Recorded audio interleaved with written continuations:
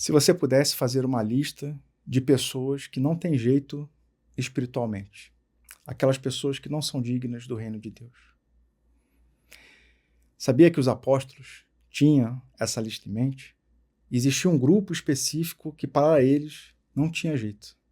Curioso ou curiosa para saber quem são?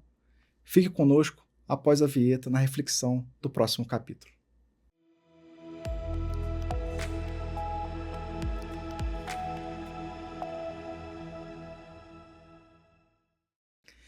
Seja muito bem-vindo, muito bem-vindo ao programa Páginas Espíritas da Comunhão Espírita de Brasília. Estamos aqui nesta temporada trazendo reflexões desta obra, Boa Nova, autoria de Humberto de Campos, recebido pelo médium Francisco Cândido Xavier. Nesta obra, Humberto de Campos traz 30 episódios da época de Jesus que permearam os ensinamentos do nosso mestre e ali os bastidores do que aconteceram entre um registro que está na passagem evangélica. Para o episódio de hoje, nós vamos nos aprofundar no capítulo 23, onde Humberto de Campos intitulou Servo Bom e Fiel.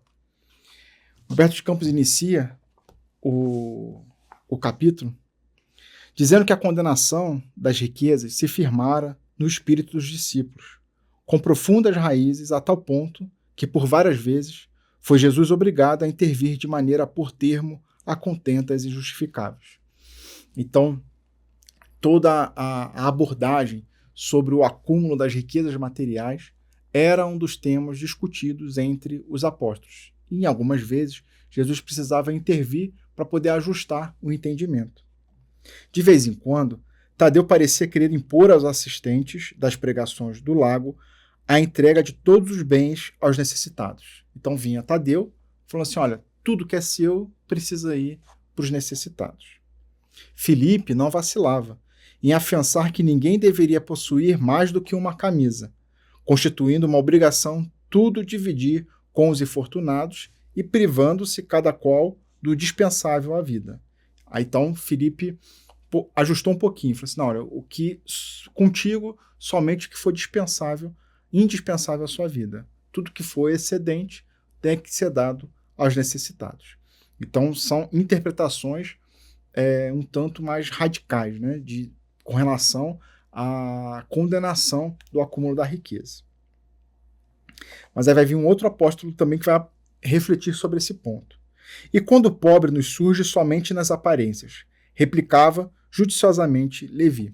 Levi aqui, o apóstolo Mateus, né, que inclusive um dos evangelhos, né, registrado, o Mateus que fez as anotações.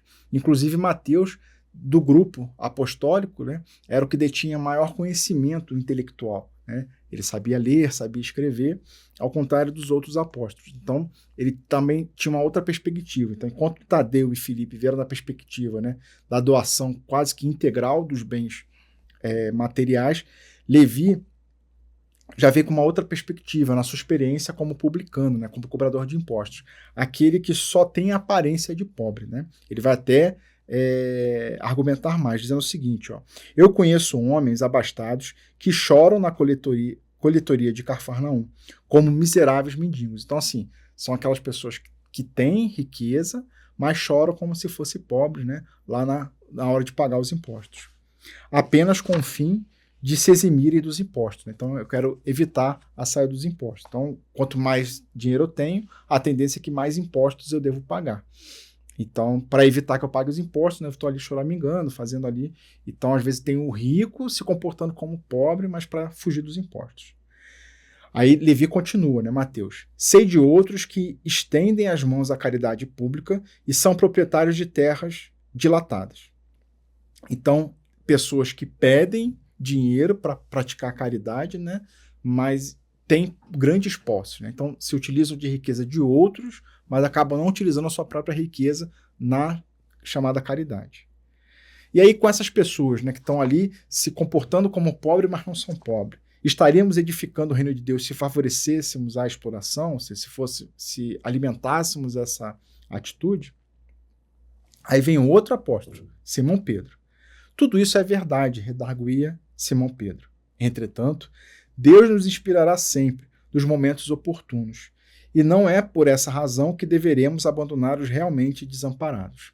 Ou seja, Levi começa a ponderar assim, poxa, será que todo mundo que está pedindo ajuda realmente precisa de ajuda? E aí Pedro vai colocar um outro porém, fala assim, mas Deus vai estar sempre nos inspirando. Porque se a gente ficar na defensiva, achando que todo mundo pode estar, né, ludibriando a nossa intenção de ajudar, a gente vai acabar não ajudando quem realmente precisa. Então, Simão está convidando aí os apóstolos a deixar que Deus inspire, né? Porque aí a gente vai continuar ajudando, inclusive, os que de fato estão desamparados. Levi, porém, não se dava por vencido e retrucava. Então, Levi não concordou com essa ideia de Simão e diz o seguinte: a necessidade sincera deve ser objeto incessante de nosso carinhoso interesse. Mas, e se tratando dos falsos mendigos, é preciso considerar que a palavra de Deus nos tem vindo pelo Mestre, que nunca se cansa de nos aconselhar vigilância. É imprescindível não viciarmos o sentimento de piedade, a ponto de prejudicarmos os nossos irmãos no caminho da vida. Então, ele está falando que a gente tem que realmente estar preocupado com essa questão dos falsos mendigos, né? E ele usa a palavra de Jesus, né, com relação ao convite que Jesus sempre fez aos apóstolos e faz, inclusive, continua, né, para a gente nos dias atuais, de estarmos sempre vigilantes. E aí esse debate ele continua. Porque o antigo cobrador de impostos, né, o Mateus, expunha assim a sua maneira de ver. Mas Filipe, agarrando-se à letra dos ensinos, replicava-se com ênfase. Então Filipe estava muito mais preso, fazia a interpretação ao pé da letra, né? O que está escrito é o que Jesus realmente falou, é aquilo ali e acabou. Não tem margem para interpretações. E na época era muito comum, né, os saduceus se comportarem dessa forma, né? Então os saduceus eles defendiam integralmente o que estava escrito, enquanto os fariseus faziam interpretações da lei. Então, Filipe estava se comportando ali mais como um saduceu, porque ele disse o seguinte, eu continuaria acreditando que é mais fácil a passagem de um camelo pelo fundo de uma agulha do que a entrada de um rico no reino do céu. Então ele falou assim, olha, rico no reino do céu, eu acredito que não vai estar. Então, às vezes, né, a gente acaba fazendo essa análise ali por cima e identificando, né, as pessoas que realmente têm chances de conquistar o reino dos céus e aqueles que já estão descartados. Então aqui Filipe está descartando. Se um rico, ele não vai conseguir estar no reino dos céus. Mas será que é isso que Jesus ensina? Será que é isso que Jesus tem apresentado, né, no seu evangelho com relação a esse convite que ele faz a todos nós, né, para alcançarmos o reino de Deus? Humberto de Campos registra que nessas discussões, né, Jesus não participou. Porém, ele sentia as dúvidas que pairavam no coração dos discípulos e, deixando-os entregues aos seus raciocínios próprios, aguardava a oportunidade para o esclarecimento geral. Então, Jesus percebeu que estava tendo aquela discussão entre os apóstolos com relação à questão da riqueza. Já tem diversas, né, passagens evangélicas, inclusive no Evangelho segundo o Espiritismo tem um capítulo dedicado a essa questão, que é com o título Não se pode amar a Deus e a Mamon. E realmente é um tema que é importante a gente estar refletindo. Nós temos a parábola dos talentos, inclusive, parábola do mal rico. Então Jesus se utilizou por diversas parábolas, passagens, para ajudar os apóstolos e nós a refletirmos sobre essa questão do uso da riqueza, né? E ele percebeu que ali estava tendo essa discussão, mas Jesus preferiu não intervir naquele momento.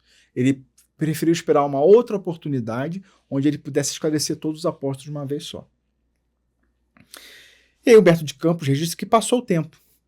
E as pequenas controvérsias continuavam acesas. Então o tempo foi se passando, alguns dias foram se passando, e esse debate entre os apóstolos com relação à riqueza, ela permaneceu acesa.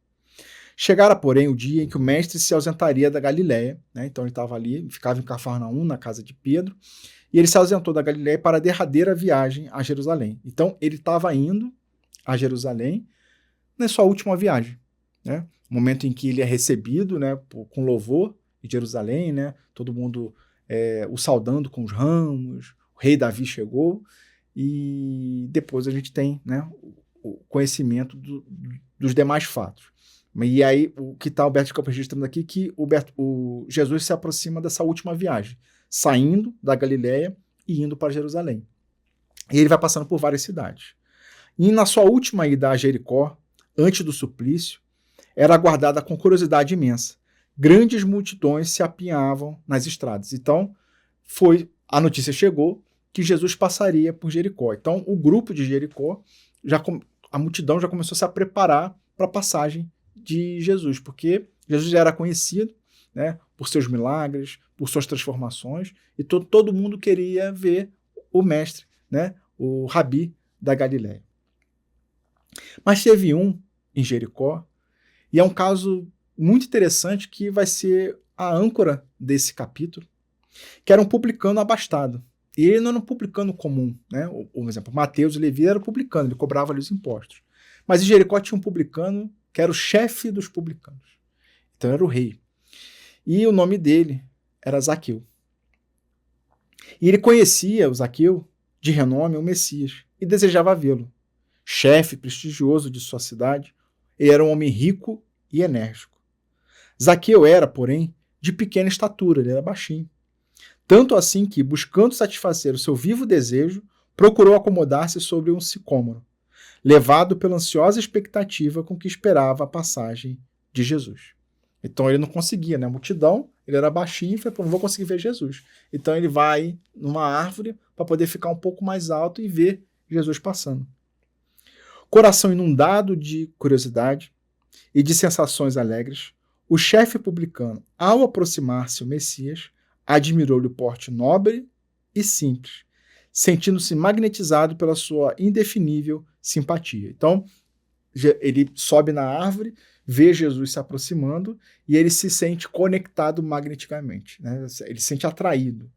E o que chama atenção é ver em Jesus, né, o porte nobre e simples. Algo muito antagônico, né, se a gente for pensar na questão material. Porque se a gente tem um porte nobre, ele vai estar ali esbanjando riqueza, né?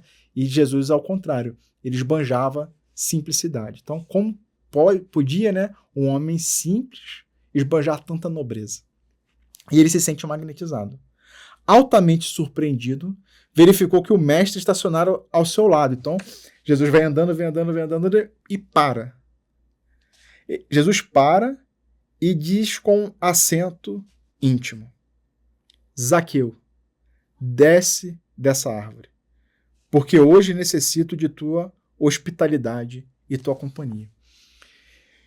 Então eu faço convite da gente ficar imaginando, né, de ouvirmos falar de Jesus, das facetas, né, o que Jesus estava fazendo, e você vai para ali para a multidão só para observar Jesus passando e ver, né, quem era o mestre da Galileia.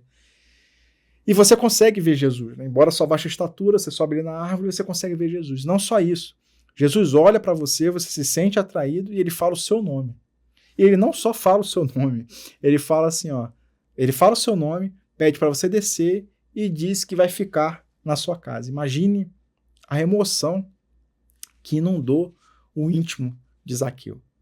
E não só isso, a gente vai abordar aqui, né, a confusão mental entre todo mundo que estava ali à toa. Porque voltamos a falar dos publicanos, já falamos, quando a gente falou de Mateus, a gente abordou esse caso, e volto agora para falar de Mateus, de Zaqueu, porque os publicanos não eram bem vistos pela sociedade. Eles eram tidos como uma abominação, porque o Império Romano vem, toma conta da região, dá liberdade religiosa, mas não dá liberdade administrativa e política. E aí, como não dá essa liberdade, ele começa a cobrar impostos dos judeus, né, que moravam naquela terra. Só que não são os romanos que cobram os impostos, eram os próprios judeus. Então, eles pegaram alguns judeus para cobrar impostos dos próprios judeus. E para piorar a situação, eles eram remunerados. Então, parte daqueles impostos que eram retirados do povo judeu ficava com os publicanos. E eles eram ricos. Então, Mateus era rico, Zaqueu era rico, outros publicanos também eram ricos. Então, eles ficavam ricos, retirando a riqueza do próprio povo judeu. Então, eles não eram bem vistos. Havia, inclusive, um certo atrito entre Simão Pedro e Mateus no colégio apostólico, né? A série The Chosen aborda isso muito bem, né? Eles não... Lá para o final que ele começa a fazer as pazes, mas o início é muito atritoso, eles não querem ficar juntos. Por conta disso, né? Vem Mateus como um inimigo, embora nascido do mesmo povo, um inimigo. Zaqueu é a mesma coisa. E aí imagina Jesus conversando com o publicano e não só isso, dizendo que vai ficar na casa desse publicano. E Zaqueu, como registrado aqui, ele era o chefe dos publicanos, era o chefe naquela cidade. Então, realmente, ele tinha muitas riquezas. Num ambiente que tinha muita pobreza, né? E ficava muito distante. Então, era um grupo que o povo judeu não gostava. Então, assim, como é que Jesus, aclamado pela multidão, vai ficar na casa de um pecador? Então, essa situação, né, é muito interessante, né? Nós temos, inclusive, a música da Tim Vanessa abordando, né, esse momento ali de Zaqueu e Jesus.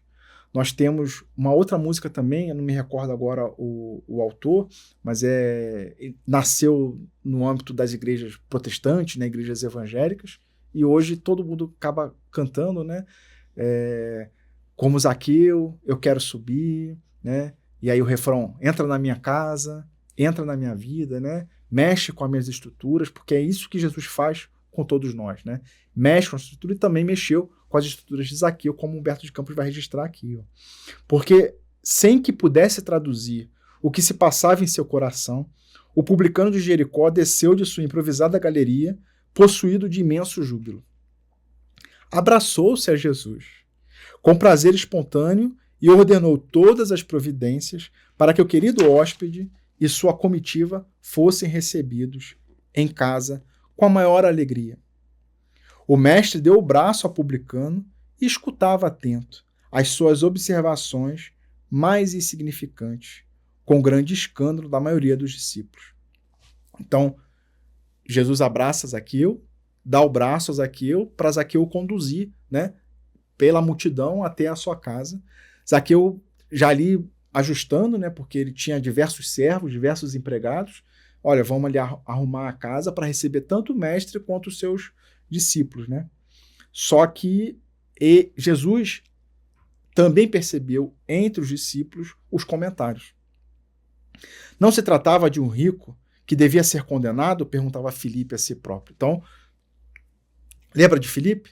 Filipe ali na letra da lei, dizendo que, olha, é mais fácil um camelo passar pelo buraco da agulha do que um rico entrar no reino dos céus. Então, dificilmente um rico vai entrar no reino dos céus. Como é que Jesus vai na casa desse rico? Simão Pedro refletia intimamente. Como justificar isso? Se Zaqueu é um homem de dinheiro e pecador perante a lei. Não faz sentido. Então, os apóstolos acharam muito estranho e essa ideia se reverberava. Mas Jesus captava todos esses pensamentos, todas essas reflexões. A breve instantes, porém, toda a comitiva penetrava na residência do publicano, que não ocultava o seu contentamento inexcedível. Jesus lhe conquistara as atenções, tocando-lhe as fibras mais íntimas do espírito, com a sua presença generosa.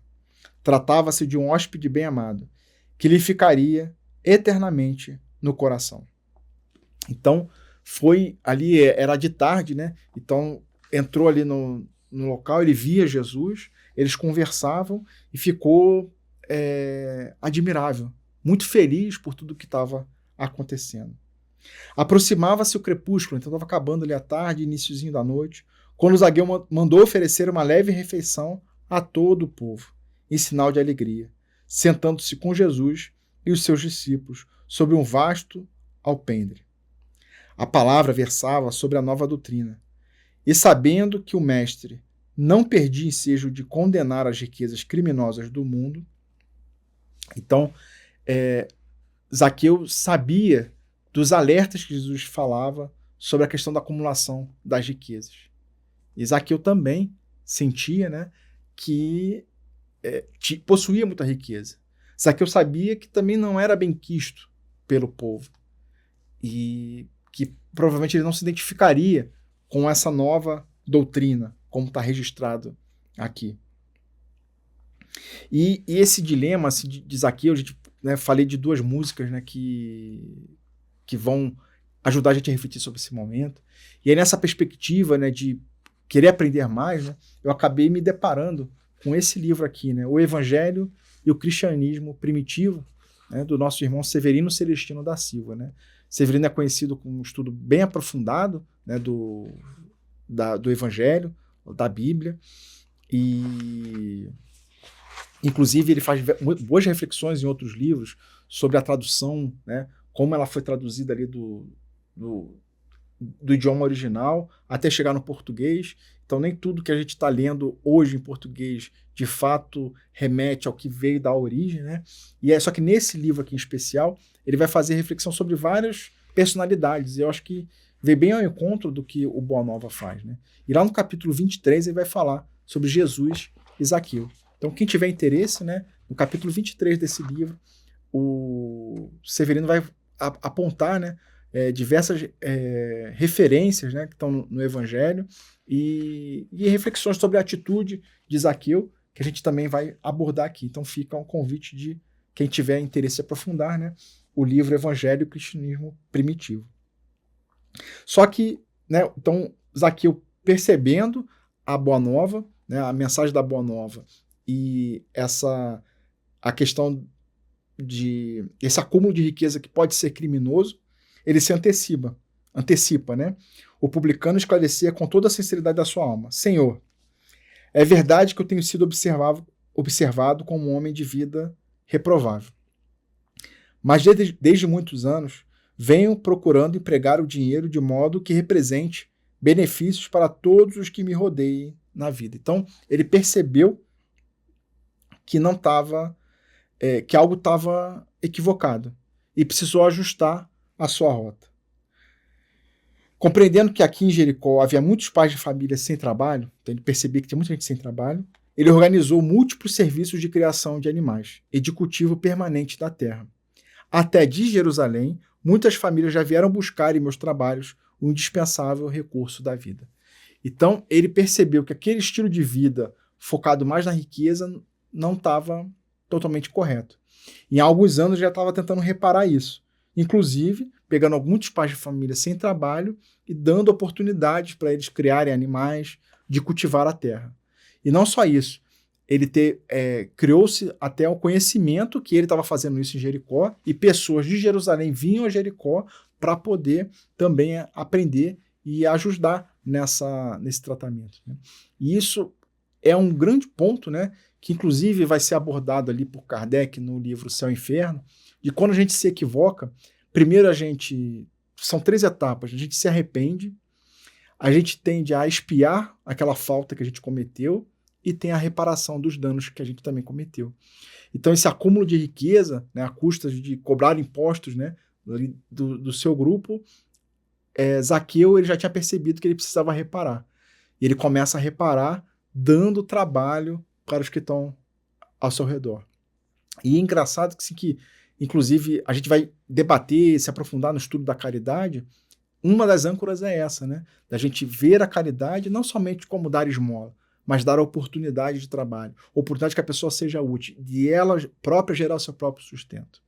É algo que acho que ali Zaqueu percebeu e começou a colocar em ação. E aí, Jesus vai continuar falando com Zaqueu em sua casa. Também os apóstolos vão falar sobre essa situação, mas toda essa reflexão a gente vai deixar para uma segunda parte.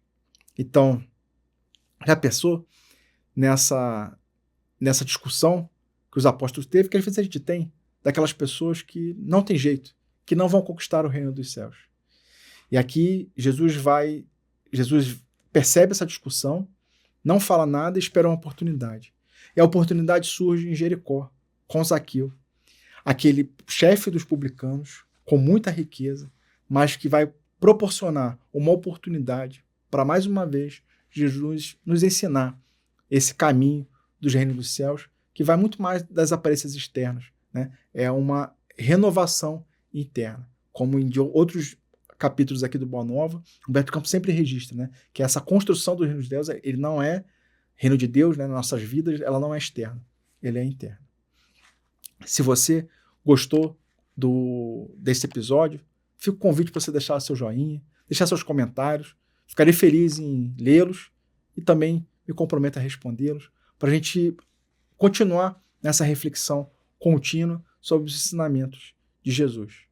E aí fica o convite para, na semana que vem, estarmos aqui novamente para continuarmos com a segunda parte do capítulo 23, onde esse diálogo de Zaqueu, Jesus e também os apóstolos se continuarão e estarão muito ancorados nessa questão da riqueza material e porque Jesus, então, mesmo assim, chamou Zaqueu de servo bom e fiel. Então fica o convite para encontrarmos na semana que vem. Fiquem com Deus e até lá.